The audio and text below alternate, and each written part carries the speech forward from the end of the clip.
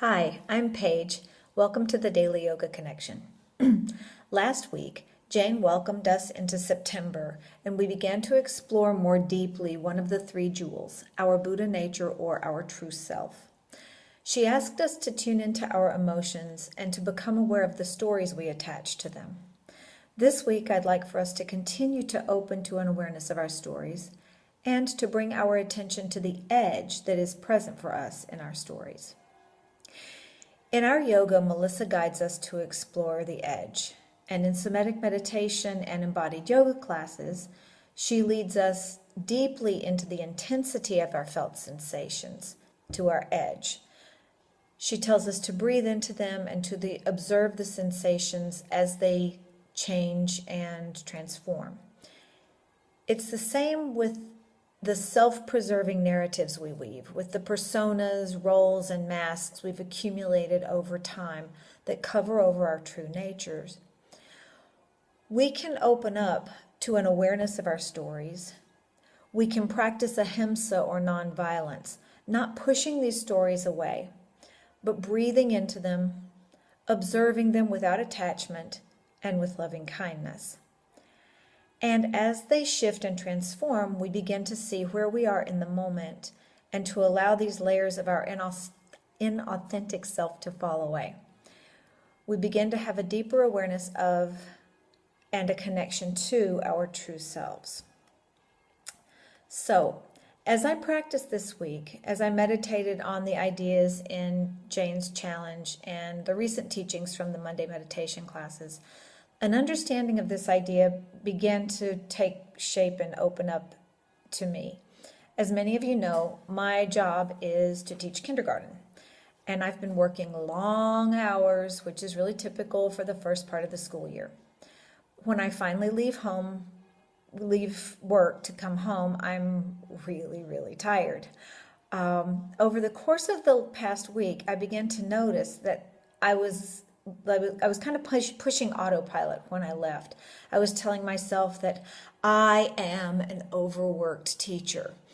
That's a really powerful story for me, and you got it right. Not I feel tired, I feel exhausted, but like I am. My definition is overworked kindergarten teacher. For me, the overworked kindergarten teacher story comes with habits that those habits of a year or two ago are no longer serving me very well.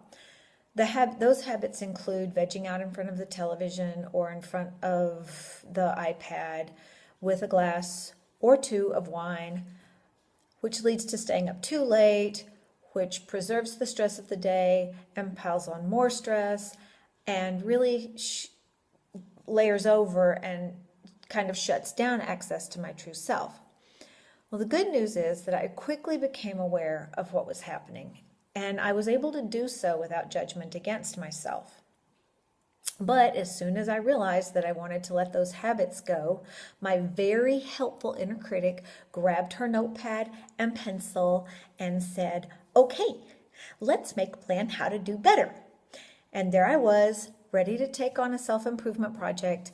And what does Melissa say? Melissa says this is not a self-improvement project. People are not projects, and we are not ones either. Sorry, I had to put the dog down. So then my next instinct was to kind of push all of that away as bad. The story, the inner critic, all of the stuff. But Melissa says it's all good. It's not a problem. So I sat with this notion for a while. Not retelling the story, not retelling any of those stories, not retelling the tired teacher story, not retelling the I have an inner critic story, none of those stories. But I just sat with it. I just sat with the edges. And what I found was loneliness and fear. And it's all good. Now that I'm open to that, my true self is giving me some guidance for what might serve me better. And I actually decided not to talk about what that guidance is here, because that then starts to create that list of things I'm going to do better. But what I am going to do is to allow my true self to help my feet on these next steps, right? It feels really different than a plan for self-improvement. So, as we practice together this week, on and off our mats, let's continue to look into the feelings and emotions that surface. Allow yourself to be aware of the stories that are attached to these intense emotions and sensations, and open to the edges that your bodies and your stories reveal. As you allow those to shift and change, see what wisdom your true self has to offer.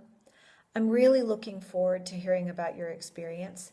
This week we are fortunate to have Beverly as the guardian of our community, and she will hold space for us as we explore the intensity of these edges. I wish you well. Namaste.